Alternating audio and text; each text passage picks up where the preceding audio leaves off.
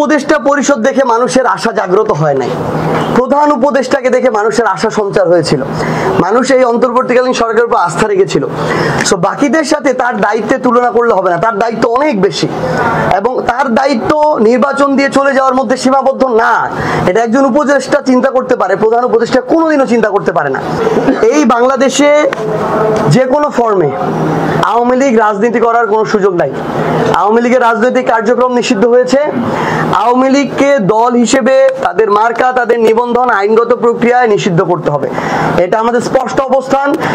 বাংলাদেশে অভ্যুত্থান পরবর্তী বাংলাদেশে আবার যদি এই প্রাসঙ্গিকতা কেউ আনার চেষ্টা করে, আমরা ধরেই নিব অভ্যুত্থানের সময় তার বিরোধী অবস্থান ছিল, হয়তো গোপনে ছিল, এখন সে সেটা প্রকাশ করছে এবং বাংলাদেশের ছাত্র জনতা এটার বিপক্ষে তাদের যেটা অবস্থান এটা পূর্বের মতো আবার দেখাবে। আমরা তো স্পষ্ট করে বলেছি গণভোট একটা প্রক্রিয়া, যেটা জামায়াতের পক্ষ থেকে কথা এসেছিল, সাজেশন। আমরা বলেছিলাম এটার মোস্ট সাস্টেইনেবল ওয়েটা হচ্ছে গণপরিষদ নির্বাচন। গণভোট একটা দিয়ে দেওয়া হইলো, গতকালকে আলোচনা হচ্ছিল নির্বাচনের দিন দিয়ে দেওয়া হবে, নির্বাচনের দিন দিয়ে দেওয়া হইলো, গণভোট ধরেন হইলো না, গণভোটটা নেগেটিভ রেজাল্ট আসলো। অনেকভাবে এটা আনানো যায়, মেকানিজমের শেষ নাই। যদি আনানো হয় এটা, তখন তার মানে কি বাংলাদেশের মানুষ এটা সংস্কারটা চাইতেছে না?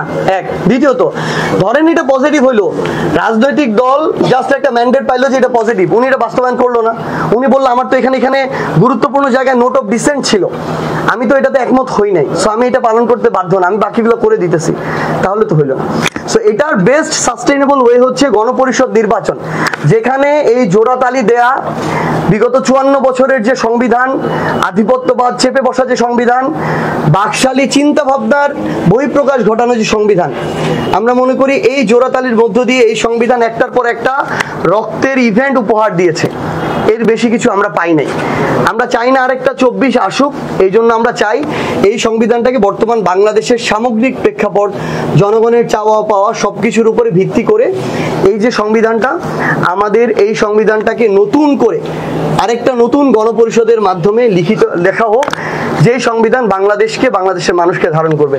আমার কাছে মনে হয় আপনি যে এনসিপি সেন্ট্রাল কমিটির দিকে তাকান, কোয়ালিটি কোয়ান্টিটি, হ্যাঁ আমি আসতেছি রাজশাহীতে, কোয়ালিটি কোয়ান্টিটি বোথ জায়গায় এনসিপির সেন্ট্রাল কমিটি অন্য যে কোনো রাজনৈতিক দলের সেন্ট্রাল কমিটির চেয়ে এগিয়ে থাকবে নারীদের ক্ষেত্রে, একদম স্পষ্ট করে বললাম। রাজশাহীতে আমাদের যতজন প্রত্যাশিত ছিল সংখ্যা, আমরা ততজন আজকে পাই নাই।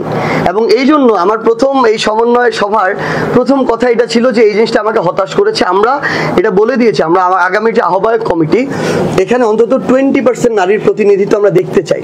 এটা যেন রিপ্রেজেন্টেশন না হয়, এটা যেন পার্টিসিপেশন হয়, এটা আমরা আমাদের জায়গা থেকে চাই। আমরা চেষ্টা করব, ওই শর্ত দেওয়া হয়েছে শুধু নারী না, অন্যান্য ধর্মাবলম্বী যারা আছে, মাইনরিটি যারা আছে এবং অনেকে আছে বিভিন্ন পেশাজীবী, দলিত, হরিজন এরকম সম্প্রদায়ের যারা আছে, তাদের জন্য উপস্থিতি থাকে।